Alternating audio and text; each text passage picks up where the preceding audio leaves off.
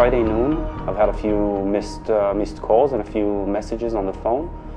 And I checked it, and there were a bunch of friends that sent messages and texts saying that there was a terror attack in Tel Aviv and that they cannot find Ido.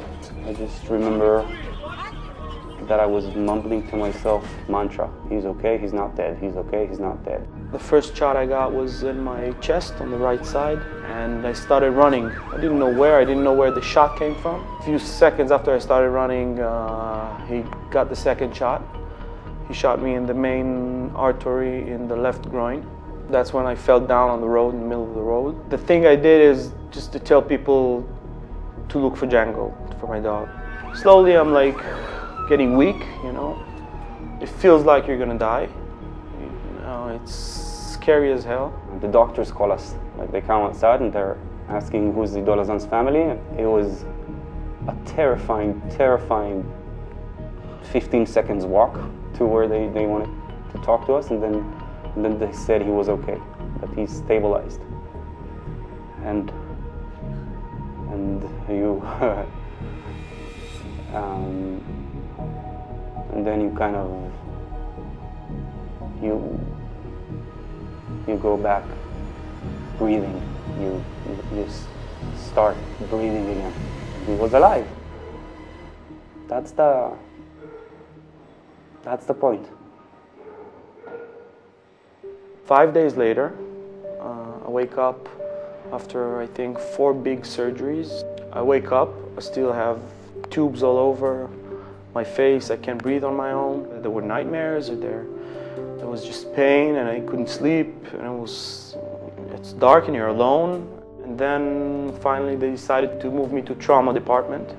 I started sitting down, and they brought me a wheelchair, and they started taking me out of the room. I was in Tel Shomer in rehabilitation for another month and a few days. Physiotherapy every day for an hour and a half, 2 hours, trying all kinds of exercises. I remember the day my mom was with me in Tel Shomer, and it was the day that they released me home. And like, that's it, you can go home. That was the day I went back, like for real, went back to life, and I went to my parents' place. Someone, I can't remember who, but someone said that they met Ido like 5 minutes before the attack, and they said that Django was with him. Django is his dog, and it suddenly kind of dawned on me that where's Django? We did the Facebook post, and immediately I got hundreds of messages and phone calls.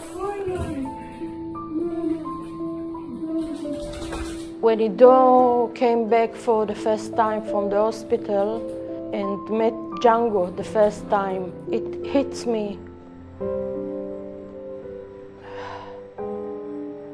What happened to Ido?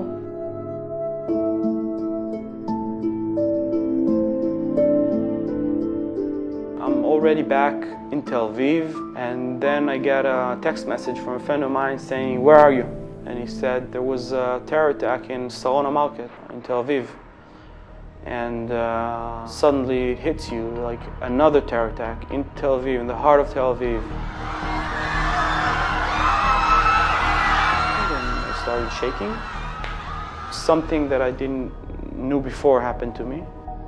It was like for 15 minutes of shaking and crying like crazy, and I didn't exactly know what's going on. It took over me, this scary feeling. The day after that, I called Natal, and I said, "All right, I think I need you guys." The next day I was there already, and I met with this therapist, and he tried to figure out whether I have post-trauma or not. It was helpful, just talking about it with someone who knows what questions to ask, you know.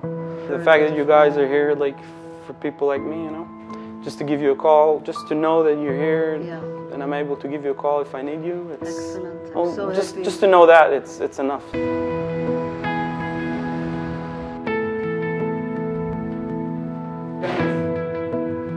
בסדר, לשלוט בירידה כמו שצריך. Today we're a year and 5 months after I was shot, and a lot of amazing things. I'm higher than I was before, and I opened my gym and it's working, and I help people change their lives. Most of the days I'm good. And some days there are harder days because you feel sorry for yourself because you can't run and you can't jump.